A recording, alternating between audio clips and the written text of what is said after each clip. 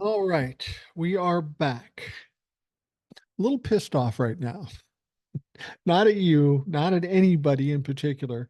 It's probably my screw up, but you got to be accountable and you got to deal with shit as it comes. I recorded the whole show, the first part and the second part. And then when I rendered it down to get it put together, only the first part came out. For whatever reason, there is no second part. So I'm back and I've got to do the second part. I had it pretty well laid out too, but I didn't save the list of what I was going to talk about. It's getting late, so I'm going to kind of have to wing it on this part of it. We'll do the second half. I can't exactly have you get just one half. That's not how we do business around here. So I'm going to do the second part over again. It'll probably be different than the second part was the first time around, but what the fuck? It's still going to be important information. I was watching something on TV yesterday, MSNBC. Ali Velshi is the moderator.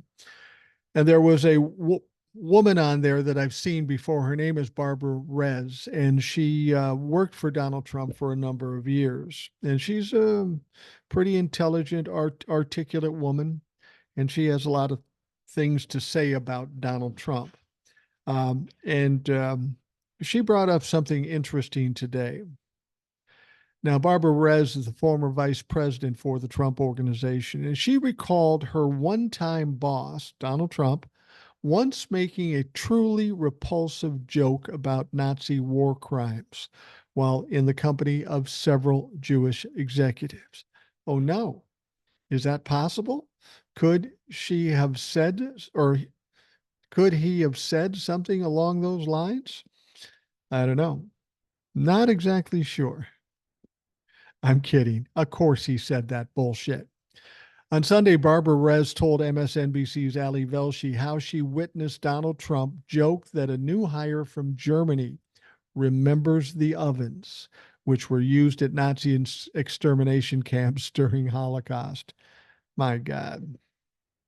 He was bragging amongst executives how great the guy was, and he was a real gentleman and so neat and clean. And then he looked at a couple of other executives who happened to be Jewish, and he said, "Watch out for this guy. He sort of remembers the ovens," and then smiled, revealed Rez, who left the company in 1998 because he turned on her, finally, as he does with everybody. Now, she says everybody was shocked. She said, "I cannot believe he said that. He was making a joke about Nazi ovens and eating people." Jesus Christ. Now, in the months leading up to the election day, Trump has tried to shame Jewish Americans who plan to vote for President Joe Biden. In March, he told former deputy assistant to the president, Sebastian Gorka, that any Jewish person that votes for Democrats hates their religion. Well, that's a nice comment. They hate everything about Israel, he said of Democrats, and they should be ashamed of themselves because Israel will be destroyed. Not long after, a Biden spokesperson condemned his comments, saying the only person who should be ashamed here is Donald Trump. Trump is going to lose this November because Americans are sick of his hateful resentment, personal attacks, and extreme agenda. James Singer, a spokesperson for the Biden campaign, said. So, Donald Trump, son Eric Trump, made a claim on a television show, I think it was just yesterday, how Jake Tapper and the people at CNN have compared Donald Trump to Hitler and how shameful that is. Yeah, well, he does talk a lot about Hitler. He does talk a lot about the Jews and the Holocaust and all these things. So, yeah, I don't know that you really got much room um, to bitch about this. Donald Trump is who he is, and he's a racist, misogynistic, anti Semitic piece of shit. And he proves it every fucking day, every day. Now, of course, we have the things that are going on down in Florida, MSNBC legal correspondent Lisa Rubin tore into U.S. District Judge Aileen Cannon, who's presiding, of course, over Donald Trump's Mar-a-Lago classified documents case. And she was complaining over the Trump appointed judge's tendency to drag her feet in moving the case forward. And frankly, that's exactly what she's doing. Weekend host Michael Steele sat in for the Inside with Jen Psaki host Jen Psaki Sunday, speaking with Rubin about Cannon's evident incompetence. It's absolutely amazing to me, Lisa, in a sense that you've got Judge Cannon, who seemingly is spending a lot of time scrutinizing everyone else and every other aspect of this trial except the defendant himself, who is accused of retaining illegally classified documents, Steele said. What are we missing here? Rubin replied, I don't think you're missing very much, Michael, at all. In fact, one of the things that has folks like me scratching our heads is that in terms of how she is allocating her time to the backlog of motions she has pending, for example, gave almost 2 full days to the question of whether or not Special Counsel Jack Smith was lawfully appointed. Now, the legal analysts continued. But when Jack went to her and said, we need to modify Trump's bail conditions because his speech is threatening the safety of people involved in the investigation, Judge Cannon said, literally, you can have 2 hours this coming Tuesday. So the fact that she's allocating her time in that way, that she is given the gravity of the situation, Jack Smith's office just told her, for example, the other day, hey, we do need to modify these conditions because there's a real threat aimed at an FBI official on June 11th. Now, this is not speculative or conjectural. This is eminent and real. And yet, how is Judge Cannon spending her time? Thinking about whether Jack Smith was lawfully appointed in ways that the Supreme Court and 2 circuit courts in recent years have already considered and rejected it. It's just baffling. And she's absolutely right. What's going on down there in Florida is an absolute travesty, a travesty of justice. She is incompetent and she's very biased toward Donald Trump. And the trial she's conducting is an absolute embarrassment. And it's got to be an embarrassment to the entire judicial system, federal judicial system, particularly in Florida. Now, we know that early on in the case, 2 judges, including the chief judge, federal judge in Florida, suggested she recuse herself, and she did not do that. A lot of people are asking, why doesn't Jack Smith just appeal to the 11th Circuit and recuse her? Well, he will do that. But unfortunately, what happens is he has to have a decision in order to appeal it, and she's been sidestepping these decisions. She's been dancing around them. Well, she's coming to the point where she has to make a decision, specifically on this gag order situation. Now, she has a couple of options. She can agree with Jack Smith and gag Donald Trump, but that would piss off her boyfriend, Donald Trump. Or she can side with Donald Trump, and then Jack Smith will have a reason to appeal to the 11th Circuit and get her recused. So she's caught between a rock and a hard place. She can either piss off Donald Trump and save her ass, or take a shot and hope she doesn't get recused by the 11th Circuit and not approve this gag order. Jack Smith is taking a while doing this, and I know it's been problematic for a lot of people. People are wondering when he's going to do something. And trust me, Jack Smith will do something. He just has to have the right situation, the legal situation, in order to do it. We're getting closer to that. Judge Aileen Cannon is absolutely a joke when it comes to a judge. And what she's doing in this particular case is absolutely outrageous. So we'll see what happens. We'll see what she ultimately does. But ultimately, she will do the wrong thing, and Jack Smith will have her out on her ass in short order. Now, Donald Trump's campaign on Sunday walked back one of the most controversial campaign promises. He got heat from conservatives, he got heat from liberals. Trump recently said that he wants to give green cards to foreign graduates of American colleges in a clear weakening of his typical far right view on immigration. This led to pushback from Trump's most loyal supporters, including MAGA activist Laura Loomer. Now, over the weekend, Fox News reported that Trump's campaign walked back a promise that the former president would automatically award green cards to migrants after they graduated from college. The reversal was shredded by conservatives, including Mike Madrid, who served as Golden State's GOP political director before co-founding the group of current and former anti-Trump Republicans, Lincoln Project. The only time Trump apologizes is when he's not fanning racism, Madrid said. Former Republican Congressman Adam Kinzinger agreed and said so true. Tennessee Holler also chimed in. Walk it back within 48 hours, the account wrote on Sunday. Amazing how having no actual principles and telling rich people whatever you think they want to hear to get the money can get you in trouble. And what you have to understand is this is a bad situation for Donald Trump, but this is not unexpected. When we're talking about Donald Trump, he's always been a liar. He's always been a flip-flopper.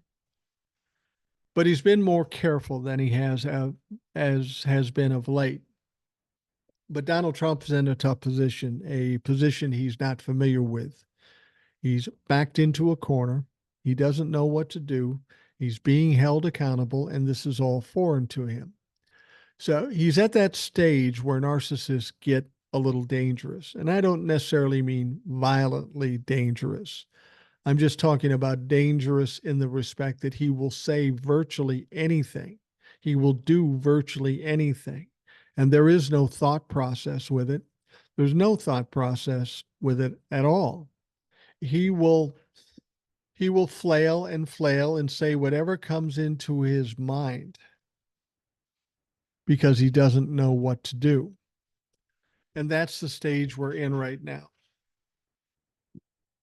We're at that stage where he doesn't know what to do, so he's just going to do everything. And as I say, that makes things kind of dangerous as we continue on toward the election. We don't know what he's going to say, but what we do know is whatever he does say is going to be a problem for him and the Republican Party, because he's proven that he will always say the wrong thing. He will somehow implicate himself or make himself look foolish, and he's in trouble right now. And there's really no way out for him. No way out for him at all. Now let's just go back to Florida real quickly. Apparently, Judge Aileen Cannon has reportedly denied Donald Trump advisor Stephen Miller's request to argue against a gag order being considered in the former president's case down in Florida. Yeah, Stephen Miller wants to pop in and give his 2 cents and hopefully convincing Aileen Cannon to not institute the gag order that Jack Smith wants. But Aileen Cannon said, yeah, now we're not going to do that. We don't need you to show up. Now, that sounds like a good choice by Aileen Cannon, something we aren't accustomed to. But she's probably looking at the position that Jack Smith has put her in. And she probably feels like this creepy Stephen Miller fuck is just going to exacerbate the problem. And she doesn't need anybody else to do that. She's got enough fucking problems of her own at this point. And I think that it was a good choice not to have Stephen Miller in. Like I say, he's a creepy racist motherfucker. And he would be of no help to the case and certainly of no help to Donald Trump. He's definitely not going to help matters much. I think the intention was just to delay it even a little bit longer. The fact that Aileen Cannon has delayed it as much as she has apparently isn't enough for Donald Trump and his people. Now, out in Colorado, Republican Representative Lauren Boebert's political future could be decided this week because she's in a new district. They head to the polls for a primary. She's up against another Republican. She needs to win this in order to compete in the general election. And it's not really looking that good for her to get the nomination. She's proved to be kind of a hard sell to skeptical conservatives. That's according to the New York Times. Michelle Cottle, who has been on the campaign trail with a controversial lawmaker who jumped district months ago when it looked like she would not make the cut with voters who had previously voted for her, but then grew tired of her acts. So go to a place where nobody knows you, only have heard the news stories, and think you have a better shot. I think not, Lauren. Now, according to Cottle, Boebert has been running herself ragged, crisscrossing the new district, where turnout for her appearance has been numbered in the dozens, not hundreds, not thousands, dozens, and where she has toned down her fiery rhetoric because it's turned off a lot of the voters. Who would have known that that would turn off voters, being a loudmouth, stupid bitch? Now, the reporter said one of the surprises during my time with Miss Boebert was how many awkward or uncertain moments she seemed to have at voters' events and debates, or just standing around unnoticed in a crowd. In unguarded moments, she looks reserved and tentative. She has a tendency to nervously smooth down her long hair and seems braced for someone to say something mean. She can easily get lost in a crowd. Who would have known after years of talking shit, embarrassing yourself, embarrassing the Republican Party, saying stupid shit? Who knew that that would hurt her chances to get reelected, even by Republicans? She's probably been called out a number of times and embarrassed, and I'm sure she is nervous about that. And so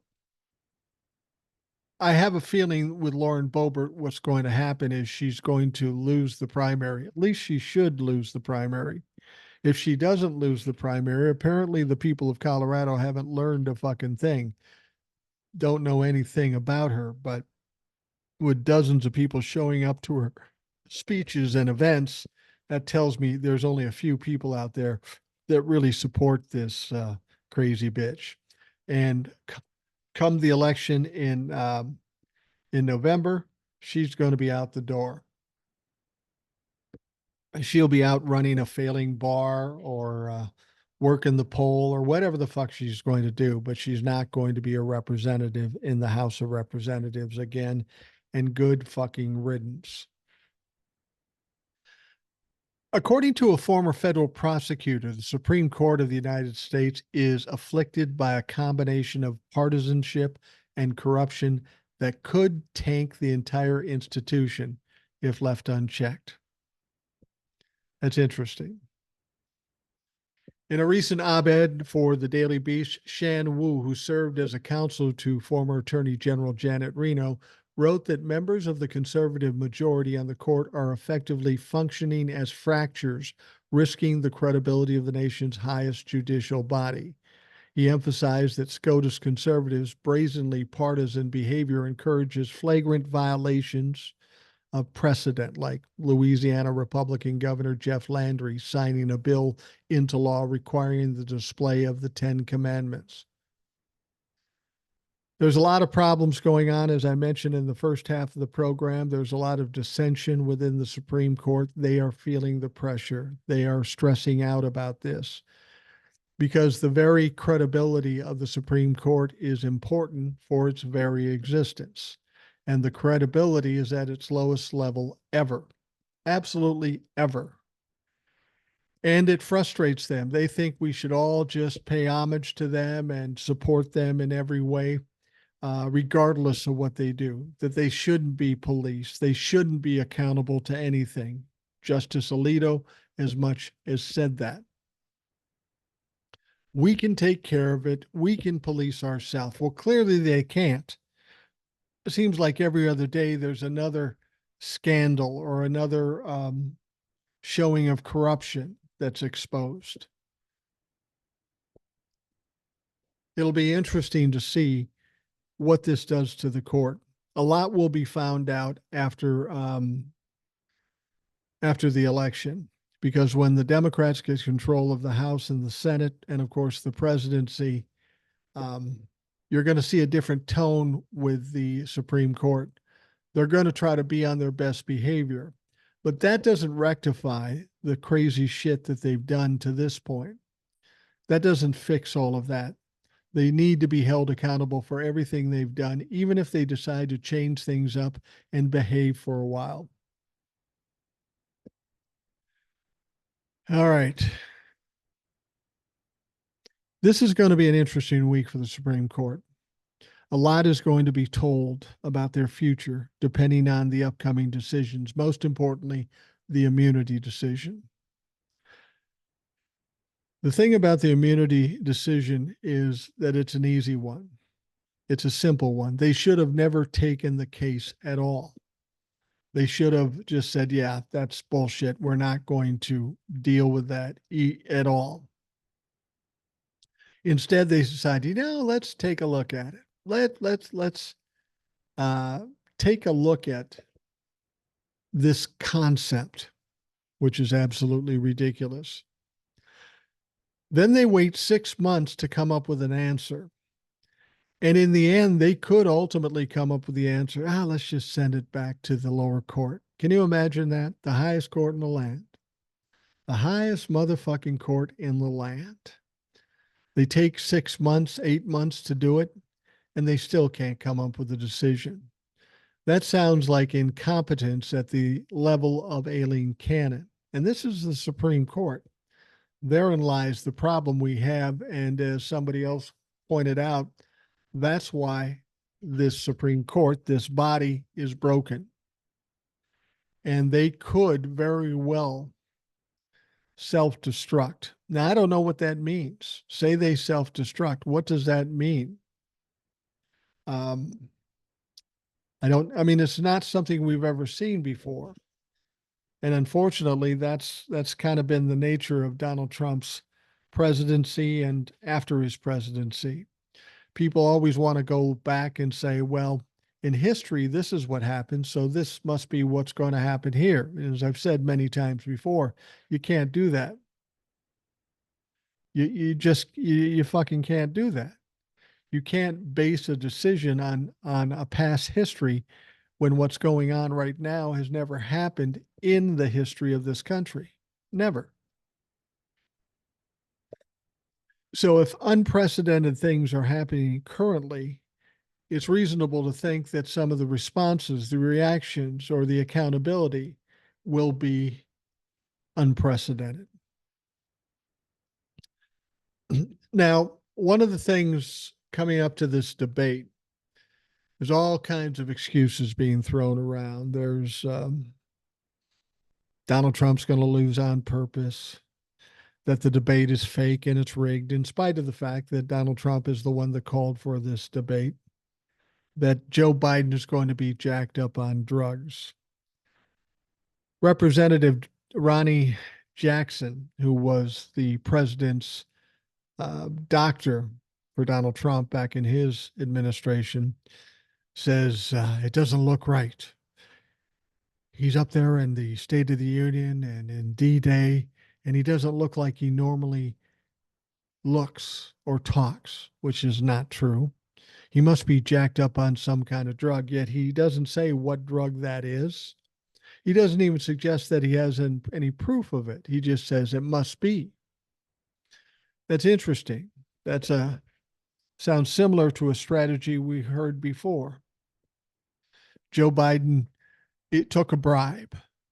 Joe Biden took a bribe, and for months and months and months, they tried to convince people that he took a bribe. The only problem is there was no evidence and no witnesses. And then they go and say, well, there's no evidence and no witnesses, but we know he did it. Just give us time to dig it out. And that sounds like what Ronnie Jackson is talking about regarding this ridiculous idea that Joe Biden is taking some kind of drugs. It's fucking ridiculous. Absolutely silly. They want him to take a drug test. Well, that's ironic given that Donald Trump was required to take a drug test and he refused it. He didn't want to take it.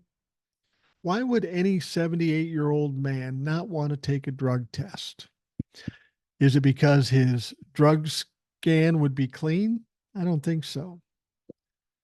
I wish that Joe Biden would take a drug test and then force Donald Trump to do the same. Joe Biden, no doubt, has some medications he takes. He's an 82-year-old man, for God's sake, and he probably is taking, but certainly nothing illegal. The question I'd like to hear, or the question I'd like answered, is what about Donald Trump? We know he has a tendency to take Adderall. We know sometimes he seems very low energy, and other times he's ranting and raving like a madman. That would suggest drugs. We know that he wears a diaper. That would suggest drugs. We know that he has trouble staying on track, on topic, and he goes off on tangents constantly. That's a sign of doing drugs. Yet Ronnie Jackson wants Joe Biden to take a drug test. It's ironic. It's projection. Whatever they accuse somebody of, they no doubt are doing themselves. And I don't understand why they would ask Joe Biden to take a drug test. Because if Joe Biden was dumb enough to take the bait, the first thing he would say is, well, let's do it together. Donald Trump will take one and I'll take one. I think what they know is that Joe Biden's not going to take a drug test because it's absolutely ridiculous. He's not going to dignify that with a response. I think Donald Trump and the Republicans know this, and they're just going to use that for the narrative. See, he won't take the drug test. He must be on all kinds of drugs. He must be jacked up.